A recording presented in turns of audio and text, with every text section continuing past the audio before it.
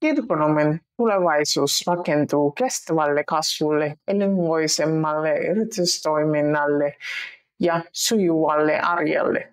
Meidän on huolehtiva sitä, että kunta kehittyy hallitusti ja taloudellisesti kestävällä tavalla. Ensimmäinen askel on hallittu kasvuluvun kasvu. Kun houkuttelemme tänne uusia asukkaita, jotka tuovat mukaan verotuloja, pystymme parantamaan palveluita ja jopa laskemaan veroprosenttia. Tämä tarkoittaa monipuolista ja kohtuuhintaisia asuntotuotantoa, toimia palveluja ja viihtyisiä ympäristöä. Toinen avainalue on elinkeinoelämä, vahvistaminen. Tarvitsemme enemmän työpaikkoja ja yrittäjiä, jotka tuovat kuntaan taloudellisesti vakautta. Ehdotan yrityskeskuksen perustamisesta tukemaan startuppeja ja pienyrityksiä sekä sujuvampia lupaprosessia yritykselle.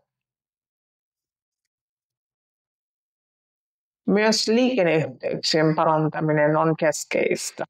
Paremmat junavuorot, laajempi bussiverkosto ja turvalliset kevyen liikenteen väylät tekevät Kirkkonummesta houkuttelevamman sekä nykyisille että uusille asukkaille.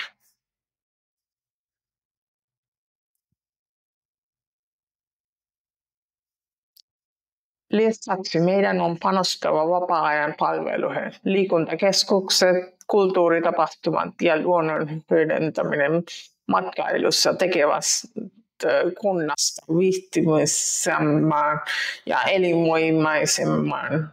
Tämä ei ole pelkää kuluerä, vaan myös investointi, joka tuo lisäverotuloja.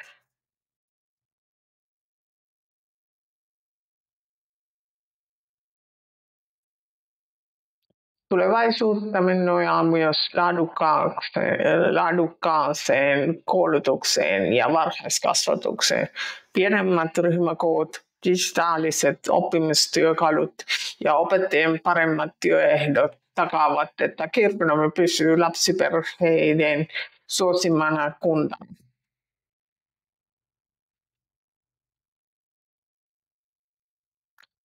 Monikulttuurisuus on voimavara. Meidän on varmistettava, että kaikki asukkaamme tuntevat olevansa yhteisöä. Monikieliset palvelut ja monikulttuuriset tapahtumat lisäävät yhteenkuuluvuutta ja tukevat myös yrityksen kansainvälistymistä.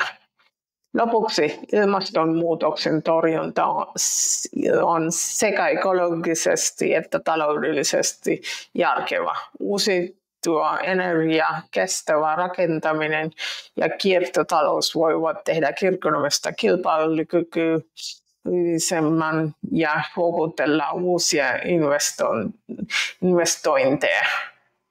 Kaikki nämä toimenpiteet tukevat yhtä suurta tavoitteita. Vahvaa ja vakaata Kirkkonummea, jossa voimme laskea veroprosentin 5,3% ilman palveluleikkauksia. Se on mahdollista, kun kasvamme viisaasti ja rakennamme kunnan, jossa hyvä elää, yrittää ja kasvaa.